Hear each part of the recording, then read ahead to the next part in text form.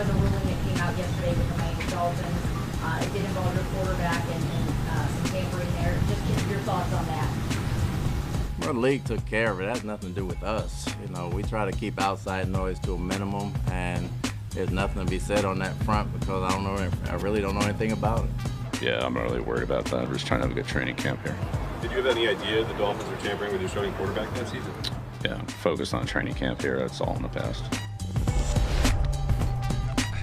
Todd Bowles of the Buccaneers, Bill Belichick of the Patriots, talking about the Dolphins tampering situation, which somebody suggested to me yesterday, and there's some merit to this. We said that the Stephen Ross penalties were a great way to turn the page on Deshaun Watson, but then the Watson appeal is a great way to turn the page on the Stephen Ross penalty. So there's one day where it's relevant, and now we've forgotten about the Dolphins, and we're back to Deshaun Watson. But we can't completely forget about it because yesterday Bill Belichick and Todd Bowles addressed it, as did Tua. We'll hear from Tua momentarily.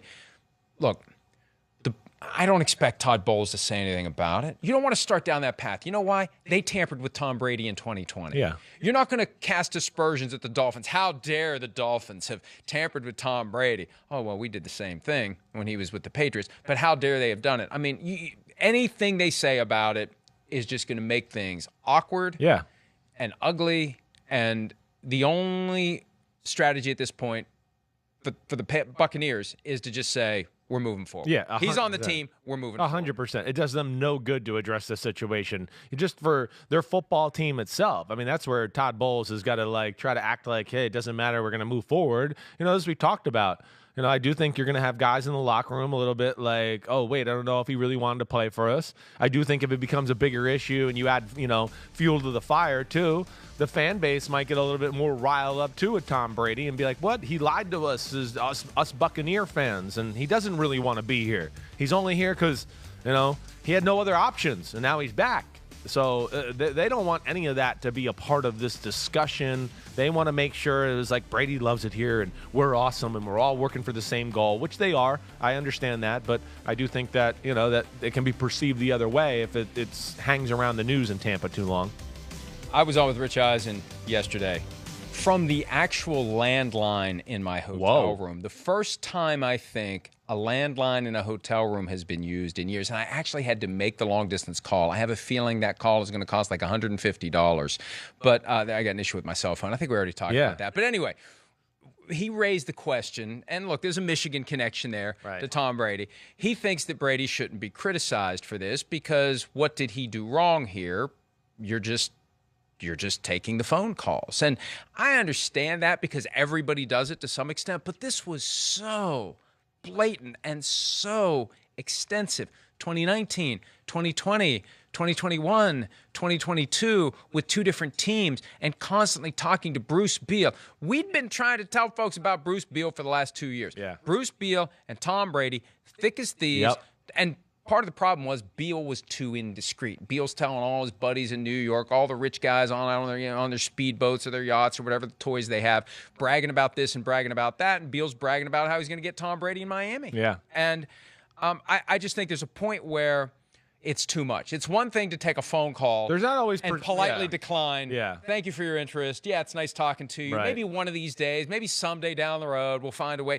But when it is persistent and pervasive and constant and never ending and going through multiple teams during a season, for crying out loud, there's a point where it's a bad look. Well, and I think he crossed that line where it's a bad look. It crossed a lot because, first off, Rich is definitely biased there. He's never said a bad thing about Brady. Brady could throw 75 interceptions in a game to be like, he played great. So that you can't always, yes, he's a Michigan guy. Then with Brady himself too, like this is where I think he definitely has, I know he's not going to get blamed, and I'm not saying he should or face any penalty, but I have a hard time believing that in some of these cases, his camp didn't make the call that, hey, Tom would be interested in going down there. I mean, people are crazy to think that. They're crazy to think that didn't go down, especially when he left New England the first time.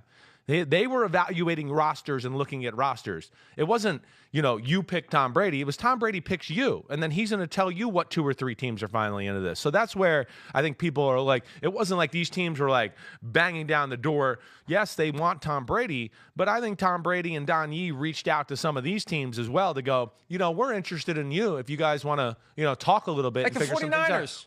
Duh. In 2020. The Bucs, the same thing, I think, in a lot of ways. I think he was, from the things I know, yes, he was looking at it just like, we've seen other quarterbacks and looking at the roster going, that's one of the places I got my eye on. And I think he let out the bat signal to go, hey, you guys are in the mix here. And then they reached out and tampered and all that too. And I think some of that's gone down as well. It's not the best look for him. You're right. Here's the balance. Yeah. And this is where I think it becomes problematic for Tom. Tom wants to be about team. Tom is ultimately about Tom. And that's okay. Yeah. But don't act like you're all about team when you're all about Tom. He's all about Tom getting on the right team that can get Tom what he wants, which is his next Super Bowl ring. Right. That's his favorite Super Bowl ring. No doubt. The next one. Right. So where do I go? Yes. Where do I go? Right. I got, Patriots, the window is closing.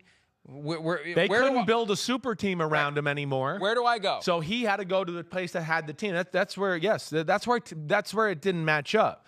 Tom and New England wanted to make it like, I need more receivers, I need more weapons, you guys got to give me. And they were like, wait, we can't do all of this quite yet.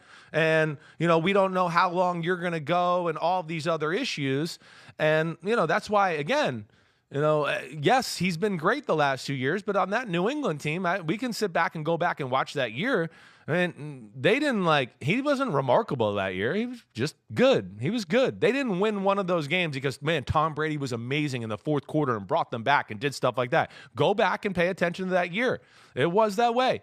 He is in more need of the support system around him right now than the other way around in a lot of cases. And I know people don't want to believe that or whatever. But, yeah, there's a reason he picked and Sean Payton had their eyes on the Dolphins. The Dolphins are just like the Bucs were a few years ago, where you start to look at their team and go, damn, this is almost an all-star team what they got working here. So that's where I think people are a little wrong to think that it was total pursuit of Brady. It was Brady letting out the bat signal, too, to these teams to go, I'll listen to you, call me up, or, I like you. Let's have a conversation and see where it goes from there. And he's got every right to be that way. No doubt. Just don't act like you're all about team. Yeah. Don't act like you're anything other than a mercenary. Right. Because he's a mercenary. Yeah. And that's right fine. now he is, totally. Brett Favre was a mercenary in 2009. Right. And he almost got to the Super Bowl, but for the fact that Brad Childress put 12 guys in the huddle coming out of a timeout. And you're not bitter or anything, not bitter are you? about that at all. None of the memories come back to me in moments of PTSD or anything. And then Favre throws the ball across his body to Tracy Porter, and that was that. So,